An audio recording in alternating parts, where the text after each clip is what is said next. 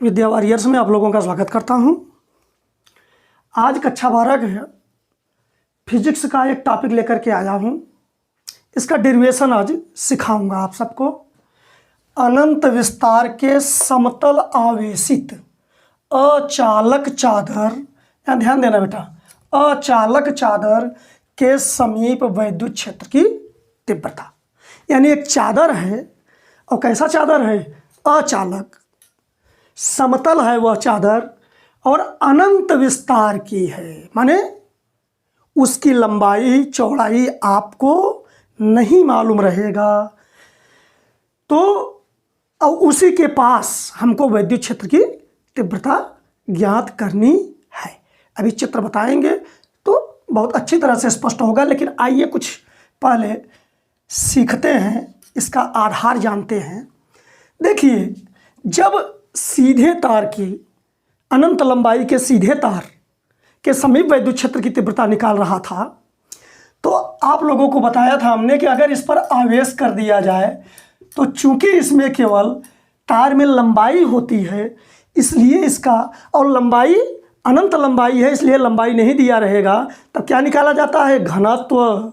इतनी बातें आप ये सब जानते रहेंगे, तभी आप यह समझ पाएंगे परीक्षा में कि हमको इसी आधार पे आगे बढ़ना है। तो हमने क्या बताया था कि जब सीधा तार है तो इसके लिए रेखीय आवेश घनत्व शब्द का प्रयोग किया जाता है, क्योंकि यह एक सरल रेखा में होती है। रेखीय आवेश घनत्व शब्द आता है, और जिसके लिए हमने एक संकेत लिया था लैम्डा। ठीक, अब अगर एक क्षेत्रफल वाली कोई चीज़ हो जाए, जैसे चादर होता है, लंबाई चौड़ाई जिसमें हो, तब अगर इस पर आवेश इस तरह से बटा हुआ है बेटा, और इस चादर की लंबाई भी आपको मालूम नहीं है, अनंत लंबाई है, तो इसमें भी घनत्व ही निकाला जाएगा। लेकिन यहाँ केवल लंबाई वाली चीज़ थी तार, तो रेखीय आवेश घनत्व शब्द का प्रयोग किया गया। लेकिन जब लंबाई चौड़ाई वाली चीज़ आएगी, जैसे ब्लैक बोर्ड का यह सरफेस जिस पर मैं लिख रहा हूँ, तो इसको कहते हैं पृष्ठ। क्या कहते हैं? पृष्ठ। वह सारी चीज़ पृष्ठ होती है जिसको हम टच कर सकते हैं, छू सकते हैं, तो यह पृष्ठ बनेगा इसका। और अगर पूरे घनत्व में, पूरे आवेश में हम क्षेत्रफल का भाग कर दें, जैसे आवेश अगर पूरा Q हो इस पर और इसका पूरा क्षेत्रफल A हो, ये मतलब एरिया, एरिया माने क्षेत्रफल, इसलिए ऐसे दिखा रहे हैं, तो यह हो जाएगा इसका पृष्ठ आवेश घनत्व, पृष्ठीय आवेश या पृष्ठ आवेश घनत्व। अब ध्यान दीजिए, और यहाँ क्या बताया था? Q बाई लंबाई लिया था L, क्योंकि इसमें केवल लंबाई होती है और इसमें क्षेत्रफल होता है। तो यहाँ आवेश बटे लंबाई थी, यहाँ आवेश बटा क्षेत्रफल। आशा है इस बात को आप समझ गए, क्योंकि इसी संदर्भ का मैं वहाँ उपयोग करूँगा। अब चलिए आगे चलते हैं, डेरिवेशन करते हैं। ठीक, चलिए अब हम एक चादर लेते हैं बेटा, एक चादर हम लोग बना लेते हैं और इसी पर हम डेरिवेशन देते हैं। ठीक, तो इस चादर में आप ध्यान दीजिए कि यह चादर अनंत लंबाई का है, यानी लंबाई चौड़ाई हमको मालूम नहीं रहेगा। इस पर एक अचालक भी है, तो अचालक में होता क्या है, हम इसे मान चलेंगे कि यह समान रूप से आवेशित है, हर जगह आवेश इसका समान है।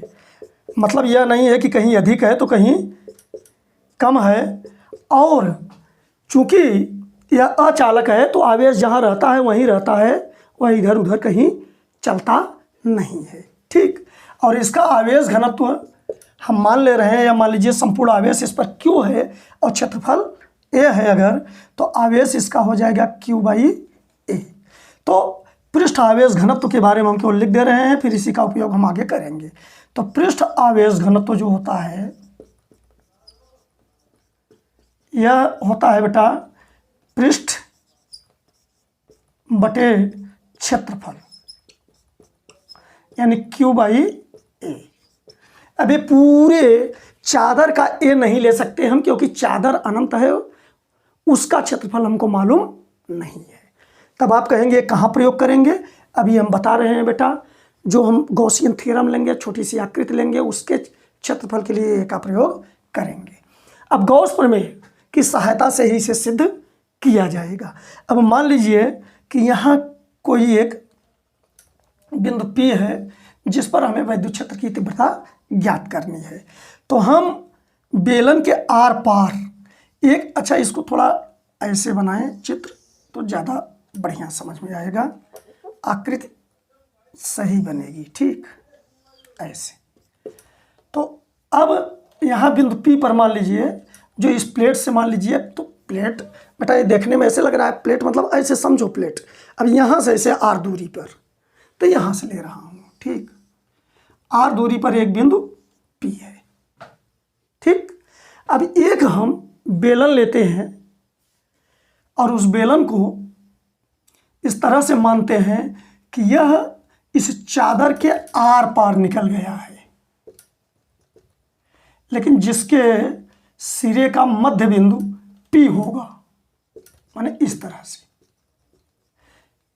माने यह P जो है उसके सिरे का केंद्र बनेगा। ठीक, और इसी तरह से एक बिंदु ठीक इतनी दूरी पर यहाँ भी ली जा सकती है, इसको हम P डैश मान ले रहे हैं। ठीक, अब यहाँ भी इस तरह से बेलन के शेष भाग की आकृति का कल्पना कर लेंगे, तो यह आर पार एक बेलन बन गया। यह आकृति दिख रही है ना, आर पार एक बेलन बन गया। अब देखिए, और यहाँ बिंदु P डैश है। यह हो गया गॉसियन पृष्ठ। जो पृष्ठ पूरी तरह से बंधा रहेगा वह होगा गॉसियन पृष्ठ। यह हो गया गॉसियन पृष्ठ, और इसके अंदर कुछ न कुछ आवेश तो आएगा। अभी हम मान लीजिए आवेश Q है इसके अंदर जो बंधा है। ठीक है, अब एक बेलनाकार गॉसियन पृष्ठ की कल्पना किया।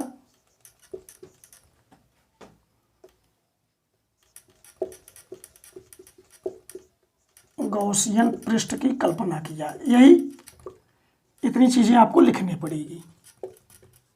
कल्पना किया, ठीक है, जिसके सिरे के केंद्र, जिसके सिरों के केंद्र P तथा P डैश हैं, P तथा P डैश है, और चादर से P की दूरी, चादर से P या P डैश की दूरी R है मान लीजिए। ठीक है, अभी इसी P पर हमको विद्युत क्षेत्र की तीव्रता ज्ञात करनी है। तो जो बिंदु P पर विद्युत क्षेत्र की तीव्रता होगी बेटा, वही तीव्रता P डैश पर भी होगी। ठीक, अब आइए गॉस थ्योरम किस तरह से प्रयुक्त करेंगे। पीछे डेरिवेशन किए थे, उसमें आपने तरीका सीखा था, वही तरीका यहाँ लागू होगा। अगर हम इस भाग पर कहीं छोटे से अवयव की कल्पना कर लें dA की, तो आपको मालूम है कि d वेक्टर A जो जाएगा वह क्षेत्रफल, माने क्षेत्रफल सदिश, वह क्षेत्रफल पर हमेशा लंब होता है, यानी d वेक्टर A। लेकिन विद्युत क्षेत्र इस दिशा में जा रही है, आवेश है ना धन आवेश। अब यह प्लेट है, अब प्लेट पर जैसे यह प्लेट मान ले आवेश है, तो ऐसे जाएंगी विद्युत रेखाएं। तो इसी तरह से यहाँ है तो इधर निकलेंगी, यानी इस दिशा में जाएगी। जो विद्युत क्षेत्र की दिशा होगी वह यह होगी। और यहाँ इस सिरे पर अगर लें एक छोटा अवयव, यहाँ बिंदु P पर ले रहे हैं, तो P पर तो विद्युत क्षेत्र की दिशा इसी ओर जाएगी, और इसका जो क्षेत्रफल वेक्टर है वह भी इसी दिशा में जाएगा। तो इसके उसी दिशा में बनाने के लिए एक हल्का सा हटा करके समांतर रेखा ले लेते हैं, यह d वेक्टर A है। अब इन दोनों के बीच वेक्टर E और d वेक्टर A के बीच शून्य अंश का कोण बनेगा। ठीक, वही यहाँ भी दोनों सिरों पर अगर आपको लेना है तो यहाँ यह भी इसी तरह बन जाएगा। ठीक, और यहाँ d वेक्टर A आप दिखा दीजिए, यह वेक्टर E बनेगा, और यह d वेक्टर A बनेगा। अब हम आगे बढ़ते हैं, डेरिवेशन किस तरह किया जाएगा। अब हम पहले ले लेते हैं कि ये वक्र पृष्ठ वाला भाग, अब बेलन है तो बेलन का ये वक्र पृष्ठ होता है और दो सिरे होते हैं, ये दोनों सिरे हैं, ये वक्र पृष्ठ वाला भाग है। तो वक्र पृष्ठ वाले भाग से देखें तो वक्र पृष्ठ से गुजरने वाला फ्लक्स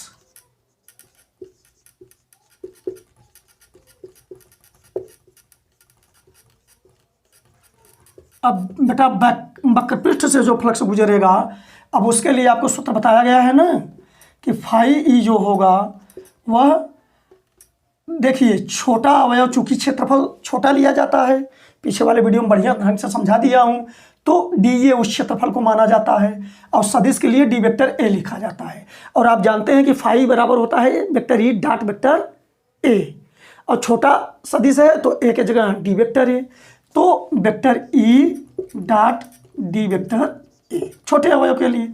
लेकिन जब पूरा फाई आप देखेंगे तो यहाँ एक समाकलन का चिन्ह लगा देंगे। समाकलन का चिन्ह बताया था हमने कि उस छोटे भागों को अगर हम जोड़ें सबको मिला करके तो उस जगह पर समाकलन कर दिया जाता है। अब चलते हैं, अगर इसको देखें तो अब वेक्टर ई डी वेक्टर ये आप पढ़े हैं, इसका मतलब होता है E D A cos theta, ठीक, या ई आप बगल ले लीजिए और यहाँ आप देखिए या वहीं रहने दीजिए, कोई दिक्कत नहीं है, क्योंकि अब ई डी ए अब कास थीटा, यहाँ आप देखिए अभी हम वक्र पृष्ठ पे चल रहे हैं तो बताया कि वैद्युत क्षेत्र की दिशा इस दिशा में होगी और क्षेत्रफल वेक्टर ठीक उसके लंबवत ऊपर होगा, यानी इन दोनों के बीच 90 अंश का कोण बनेगा, यानी ई डी ए कास 90, जबकि कास 90 का मान कितना होता है 0, कास 90 का मान 0। इसलिए वक्र पृष्ठ से होकर के कोई फ्लक्स नहीं गुजरेगा, यानी फ्लक्स केवल इन दोनों सिरों से जाएंगे। तब अब चलते हैं दोनों सिरों पर विचार करते हैं। तो दोनों सिरों से गुजरने वाला वैद्युत फ्लक्स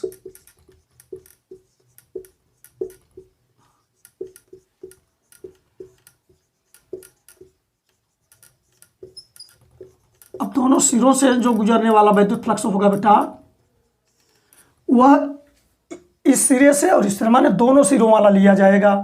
यानी कहने का मतलब ये जो फाई ई होगा, या जो फाई ई होगा वह इंटीग्रेशन किसका, यानी ये समाकलन होगा vector E D vector A का, और यह एक सिरे का हुआ और इसी तरह से यहाँ ले रहे हैं इस सिर, माने दोनों सिरों का लेना है तो दोनों का आप जोड़ कर दीजिए डी वेक्टर ए, ठीक। अब यह फाई के बराबर होगा। अब ध्यान दीजिए, यहाँ हमने पृष्ठ घनत्व आपको बता दिया, आवेश पृष्ठ आवेश घनत्व, और पृष्ठ आवेश घनत्व को बेटा स्मॉल सिग्मा से दिखाते हैं।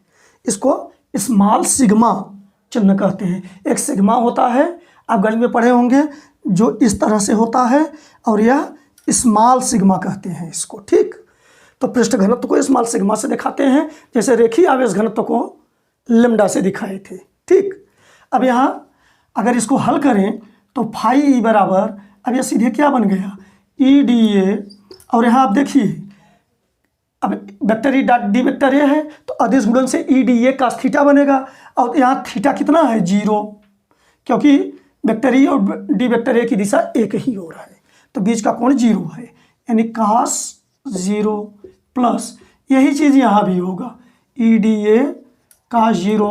अब कास 0 का मान कितना होता है 1, यानी ई ए प्लस ई ए, कास 0 का मान 1 हो जाएगा बेटा। अब फाई ई बराबर कितना बन गया 2EA,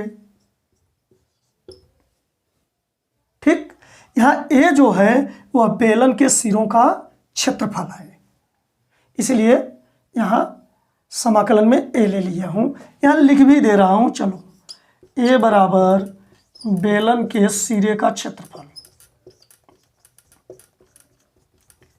बेलन के सिरे का क्षेत्रफल, ठीक है। अब बताया था हमने कि जब आपको गॉसियन पृष्ठ की सहायता से कोई भी डेरिवेशन करना है तो गॉस का नियम जरूर लगा देना, बस डेरिवेशन पूरा हो जाएगा। क्या था गॉस का नियम? कि किसी बंद पृष्ठ के अंदर जो आवेश होगा उसके कारण उस बंद पृष्ठ से गुजरने वाला flux Q by epsilon not होता है। यानी फाई ई की जगह आप लगाएंगे Q बाई एप्सिलॉन नॉट। जो बेलन के अंदर आवेश है उसके नाते जो फ्लक्स गुजरेगा वह Q बाई एप्सिलॉन नॉट होगा। यानी Q बाई एप्सिलॉन नॉट बराबर 2E A। ठीक, थोड़ा सा यहाँ लिख दे रहा हूँ। अब यहाँ देखिए ध्यान से बेटा, अब हमको E का मान निकालना है। यह भी पता होना चाहिए हमको निकालना क्या है। हमको निकालना है विद्युत क्षेत्र की तीव्रता। तो E का मान अब निकालने के लिए हम E को इस तरफ छोड़ेंगे और 2A का यहाँ भाग हो जाएगा। तो हो जाएगा Q बाई 2E A। ठीक, 2E A। या इसको आप लिख सकते हैं Q बाई